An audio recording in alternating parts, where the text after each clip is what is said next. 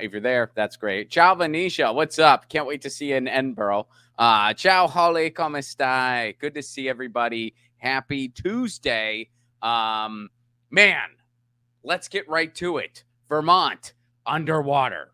Vermont is underwater, y'all. Montpelier, Vermont.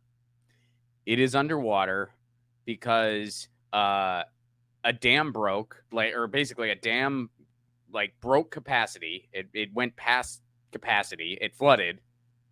It's the word I was looking for. Flooded. It's never even flooded before. They were issuing warnings last night where they were saying, okay, so the dam has about 6 feet left, maybe. And if it floods, we don't know what's going to happen because it never freaking happened before. By the way, I know one of our regulars, Melissa, is out there in Vermont. Melissa, I don't know if you're watching right now, but if you are, please let everybody in the chat know that you're okay. Yeah, I mean, who knows? I hope Melissa's okay. I hope all of any Vermont folks are okay. But yeah, so there's crazy flooding in Vermont. Let me show you a picture of it. Look at that. Look at that. That is Montpelier, Vermont. Here, I'll make it bigger. How crazy is that?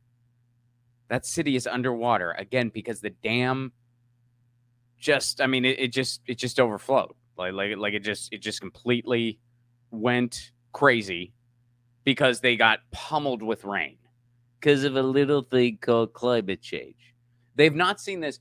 Some were speculating 1,000 years, that they've never seen anything like this in 1,000 years. The common consensus is 100. They've not seen anything like this in 100 years. And they've not seen anything like this. Oh, crap. I forgot to. Okay. Hopefully that doesn't. All right. They've not seen anything like this in a very, very long time. Are we still okay? By the way, not to suddenly. All right. I think we're still good. I think everything's okay and we're still live. Sorry, guys. I had to switch off my. I forgot to switch off my Wi-Fi. And I just realized that now. So I just switched it off real quick. So if there was a lull before, that's what was going on. All right, the stream made it through. All right, good. Sorry about that distraction. So let's go to the live coverage over on CNN. CNN just kind of has a live ticker of this thing. Let's just go to it, see what's happening literally right now. This is nuts. I mean, this is like this is history. All right, so catastrophic flooding swamped Vermont's capital as intense storms forced evacuations and closures in the Northeast. Look at this. Check this out. Look at this. Right now, more than 25 million people across the Northeast are bracing for more flooding after a powerful storm. We don't need to hear him, whoever that is. Look at this. Look at this. You guys probably like, Ron, we're looking, dude. Yeah, we get it. You keep saying, look at this. We're seeing it. I mean, it looks like a really fun water ride, but it's not. It's a freaking flood. It's a freaking disaster. Holy shit flood. That's what it is. Intense rainstorms inundated the Northeast, turned streets into rivers, forced evacuations, and prompted officials in Vermont's capital, Montpelier, to close the downtown area. Make no mistake, the devastation and flooding we're experiencing across Vermont is historic and catastrophic. Now, this has surpassed levels seen during Tropical Storm Irene. People are saying over 100 years. Some people are speculating 1,000. I don't know how you could. That'd be hard to quantify. I've heard 1,000 being bounced around.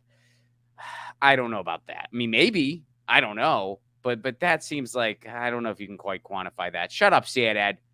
Don't pop up an ad while I'm wax philosophizing about how freaking long it's been since they had a flood like this. By the way, I don't see Melissa in the chat. Hopefully she's okay. If any of you, by the way, if any of you are in Vermont, let us know. Let us know how you're doing. And Holly, you're saying you read 125 years. So it's been long enough, basically. The city was hammered by a record-setting 5.28 inches of rainfall Monday. And when Irene was 5.27. You know what I've just realized about myself going through this story? This is just sort of an aside, but I realized that when it comes to rainfall, I don't necessarily know what is a lot or not.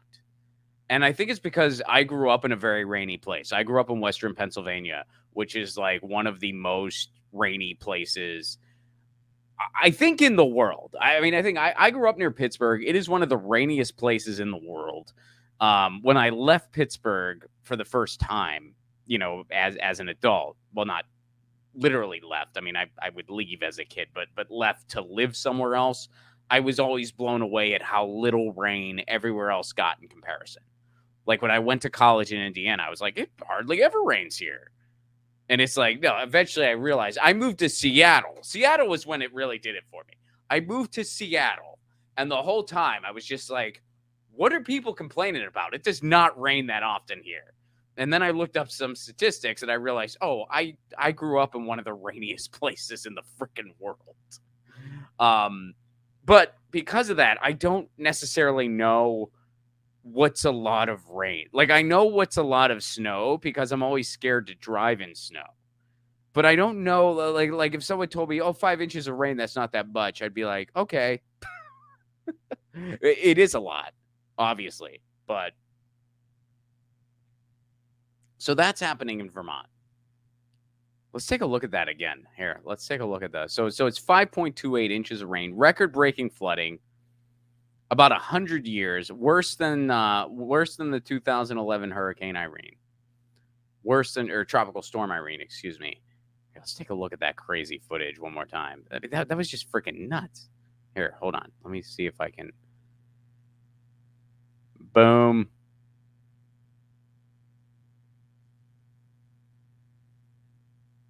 Look at that. Just look at that. Here, let's see if there's any more just sort of footage. I don't need to hear CNN talk about it. Probably downplaying it. Let's see if there's any. All right. Yeah, look at that. God, that's just so nuts. And the frustrating thing about climate change, like we talk about this. When it comes to climate change, there is the need for a top-bottom solution.